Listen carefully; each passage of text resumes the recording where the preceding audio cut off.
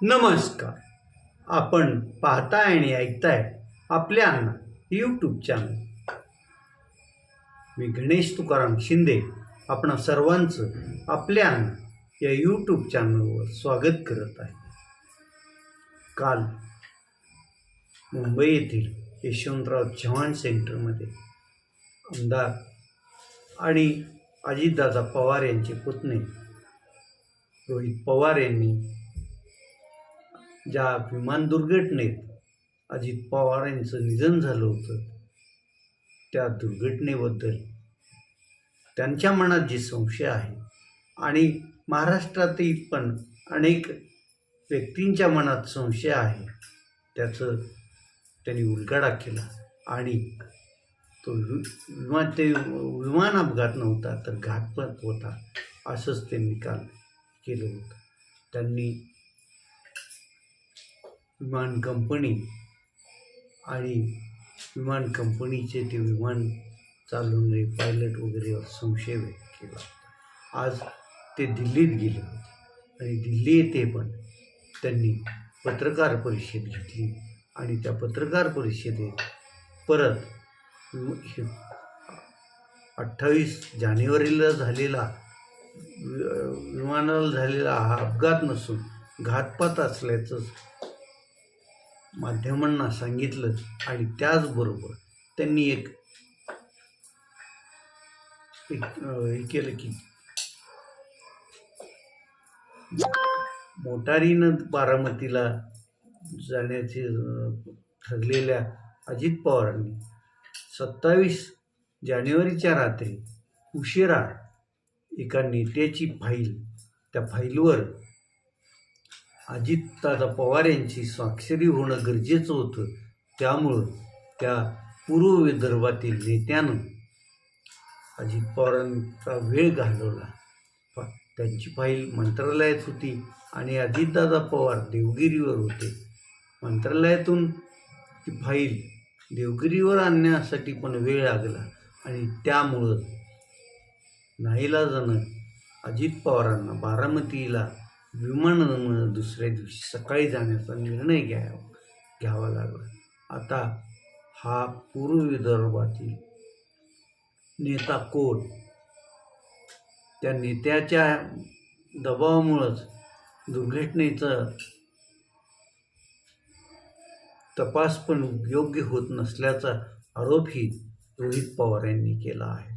रोहित पवार यांची कालची पत्रकार परिषद झाल्यानंतर ना आजची पत्रकार होण्यापूर्वी महाराष्ट्राचे मुख्यमंत्री देवेंद्र फडणवीस यांनी या रोहित पवारांच्या म्हणण्यात काही तथ्य नाही असं स्पष्ट करतच या अपघाताबद्दल ही दुर्घटना घडल्यानंतर त्याच दिवशी मी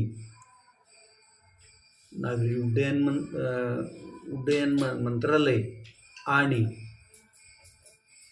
विमानच्या संदर्भातल्या जी हे असते त्यांच्याकडं या घटनेची सखोल आणि कसून चौकशी करा असे आश्वास पत्र दिल्याचं पण सांगून टाकले. आता विमानाची दुर्घटना घडून आज 15 दिवसाच्या वरतीचा काळ उठला आहे. या एवढ्या कालावधीत संबंधित कंपनीनं, तपास यंत्रणेनं किमान प्राथमिक अहवाल तरी या संदर्भातला जनतेसमोर ठेवणं गरजेचं होतं आणि तो ठेवला गेला नसल्यामुळं शंका कुशंका निर्माण होत आहे आणि संशयाचं धुकं दाटच होत चालल्याचं दिसून येत आहे.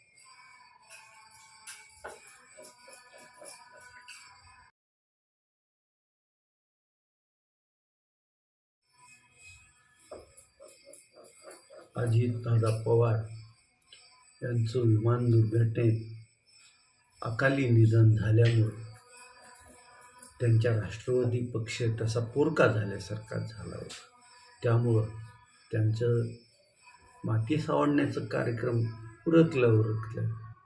पक्षाच्या सर्व नेत्यांनी मिळून पक्षाच्या विधिमंडळ नेतेपदी अजितदादांच्या पत्नी श्रीमती सुनेत्रा अजित पवार यांची गटनेतीपणे निवड केली. त्यानंतर त्या आशयाचं पत्र त्यांनी मुख्यमंत्र्यांना दिलं. मुख्यमंत्र्यांनी ते पत्र राज्यपालांकडे देत 31च्या संध्याकाळी उपमुख्यमंत्री म्हणून राष्ट्रवादीच्या कोट्यातून श्रीमती सुनेत्रा अजित पवार यांच्या शपथविधीचा कार्यक्रम पण ठरवण्यात आला. त्या दिवशी सुनेत्रा अजित पवार यांनी पहिल्या महिला उपमुख्यमंत्री म्हणून आणि राज्याच्या मंत्रिमंडळातील मंत्री म्हणून शपथ घेतली. भावशोकाकुल असं वातावरणात ती शपथविधीचा हा कार्यक्रम पार पडला.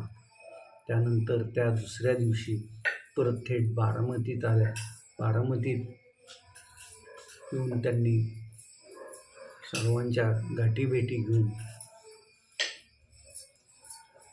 दुःखी झालेल्या जनतेच्या आसू पुसण्याचं पण काम केलं. त्याचबरोबर त्या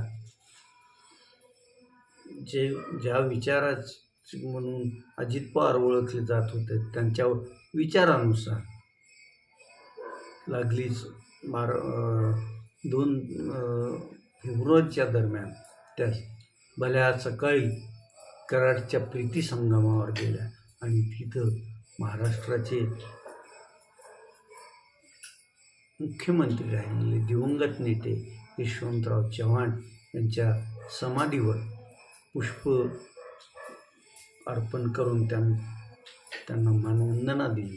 तेथून त्या परत येताना तरडगाव येथे अजित पवार यांच्यासोबत असलेले अंगरक्षक व्ही जाधव यांच्या घरी जाऊन त्यांनी जाधव यांच्या पत्नीचा शोक कमी करण्याचा प्रयत्न केला आणि जाधव कुटुंबियाच्या पाठीशी आम्ही पवार कुटुंबीय आहोत हे पण दाखवून दिलं. बारामतीत 13वे दिवस संपल्यानंतर त्या थेट मुंबईला गेल्या. काल त्यांनी मुंबईत जाऊन आपला पदभार स्वीकारला. मुंबईत सिद्धिविनायकाचं दर्शन घेतलं. चैत्यभूमीवर जाऊन बाबासाहेब आंबेडकरांना मानवंदना दिली. त्यानंतर ज्यावेळेस मंत्रालयातील 6व्या मजल्यावरील पूर्वी अजित पवार ज्या दालनात बसत तेच दालन सुनेत्रा पवार यांना देण्यात आलं असून तिथं पण त्या दालनात येताच त्या भावूक झालेल्या पण काल पाहायला मिळाले.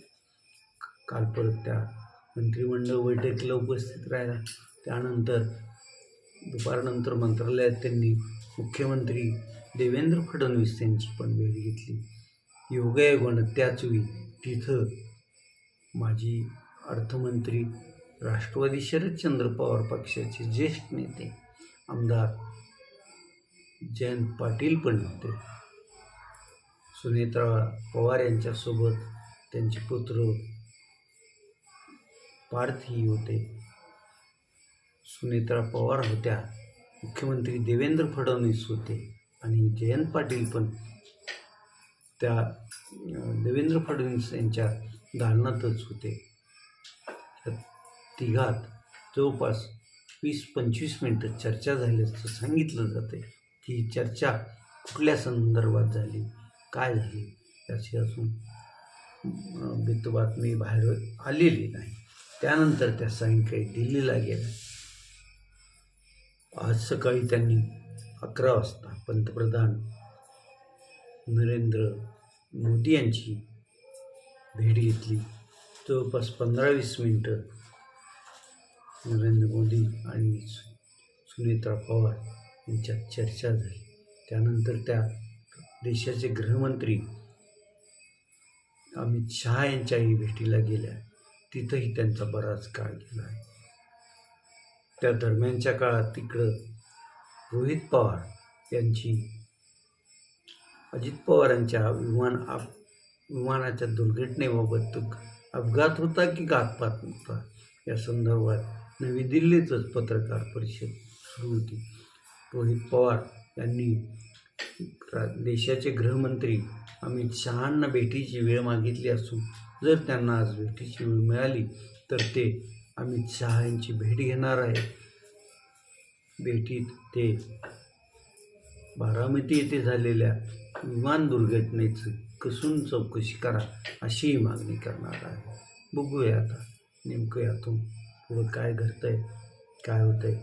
मग काही राजकीय यांच्या मतं की आज दिल्लीत सुनेत्रा पवार यांच्यासोबत नरेंद्र मोदी आणि अमित शहानी दोन्ही राष्ट्रवादीच्या एकत्रीकरणाच्या संदर्भात काही चर्चा केली असावी असं सांगितलं जात आहे. आता हे सुनेत्रा पवार, नरेंद्र मोदी, अमित शहा यांनाच माहीत की त्या तिघात नेमकी कसली चर्चा झाली असं.